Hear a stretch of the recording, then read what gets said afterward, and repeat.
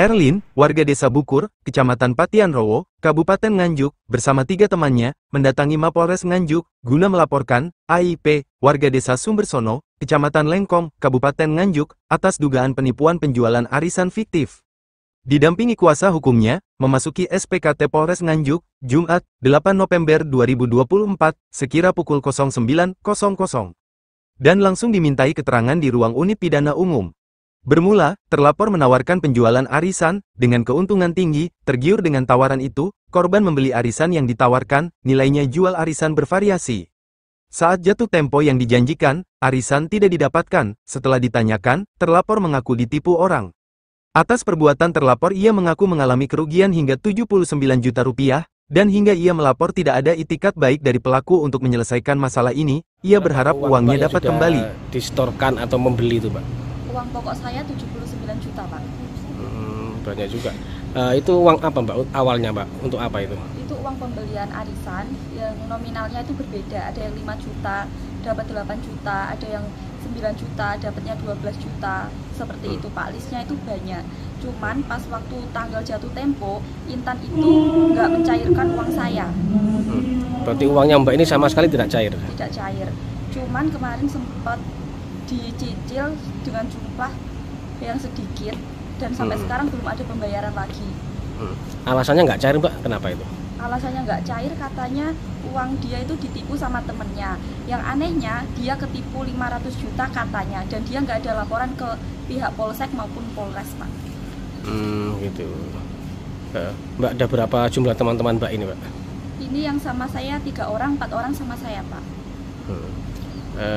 Mbak, kenapa Mbak percaya dengan si pelaku ini, Mbak? Awalnya kenapa? Ya, awalnya kan saya kan kenal dia jualan pisang goreng itu kan, Pak. Saya kan beli, dia order ke kantor saya. Habis itu saya ditawarin arisan, Mbak ini mau nggak beli arisan semisal 3,5 juta, nanti 2 bulan dapatnya 5 juta. Diiming-iming bunga yang besar gitu loh, Pak. Namanya orang siapa yang nggak tergiur. Itu teman atau sebelumnya belum kenal? Itu ya? Sebelumnya nggak kenal. Dari pembelian pisang goreng itu saya jadi kenal. Kebetulan suami si pelaku itu temennya pacar saya. Gitu. Mbak, setelah itu dibayarkan langsung tunai 70 juta atau bagaimana itu? Oh enggak, Pak. Di saat uang saya awal mula 96 juta. Pokok 96 juta itu dicicil 8 juta. Kedua 9 juta dalam bentuk penjualan meja, yang ketika saya lapor di Polsek itu kan dikurs jadi 45 juta. Di situ sudah cair 20 juta. Dan tanggal 10 Oktober itu waktunya dia nyicil 6 juta. Tapi dia nggak bisa nyicil dan nggak ada solusi, nggak ada permintaan maaf ke saya. Sampai sekarang, Mbak, ya? Iya, sampai sekarang. Mbak, siapa namanya itu, Mbak? Si Si pelakunya itu? Oh, si pelakunya namanya Aprilia Intan Panawa, Pak. Anak mana itu, Mbak? Anak Sumbersono Lengkong.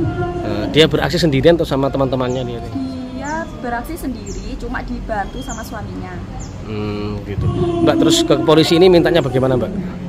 Ya kalau bisa, sebisa mungkin ya uang saya itu dikembalikan, Pak. Karena cari uang kan ya susah. Kalau nggak dikembalikan apa tuntut secara hukum, Mbak? Iya, lebih dituntut secara hukum, Pak, karena kita negara hukum.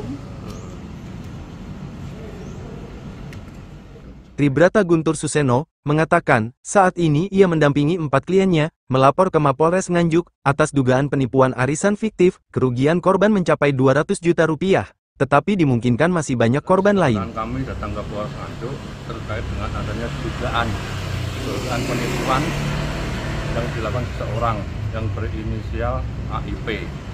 Ini terkait dengan arisan yang fiktif.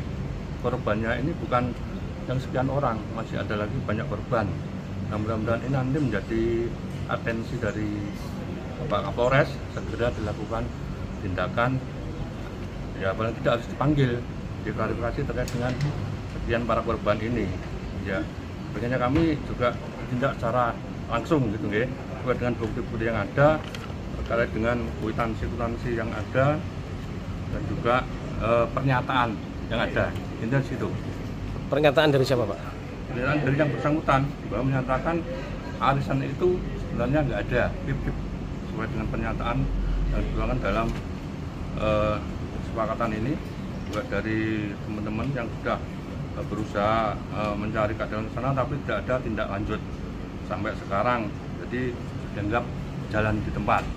Ada berapa korban Pak jumlah totalnya Pak? Untuk sementara ini yang saya dampingi kurang lebih hanya 4 orang. Nah mungkin di belakang ini masih ada banyak korban yang kemungkinan mau melakukan pengaduan, tidak apa-apa, silakan, karena menjadi hak mereka yang uang sudah diserahkan kepada si pelaku ini, pengennya jelas kembali. Ada berapa jumlah Pak perkiraan Pak? Kurang lebih untuk korbannya 20 lebih. 20 lebih.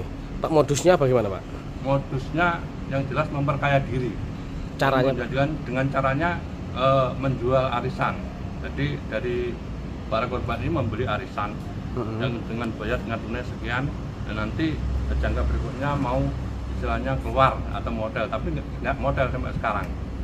Ya ini yang jadi permasalahan, sehingga terusnya mereka memperkaya diri untuk menebus seseorang, bukan orang lain gitu. Ada berapa yang sudah disetorkan untuk membeli arisan itu Pak? Untuk sementara ini yang saya dampingi 4 orang ini kurang lebih 200 lebih. 200 juta lebih sampai 300 juta. Maksudnya membeli itu bagaimana Pak? Membeli karena waktu itu ada perkenalan lewatnya, saya kurang paham, yang jelas dia menawarkan ada arisan, ya sebenarnya sekian, sampai mau beli 52 juta, nanti jadi sekian, nanti modelnya tangga sekian. Nah, setelah ditunggu sampai sekarang tidak ada kelanjutannya. Sudah berapa tahun ini Pak? Kurang lebih 2 tahun.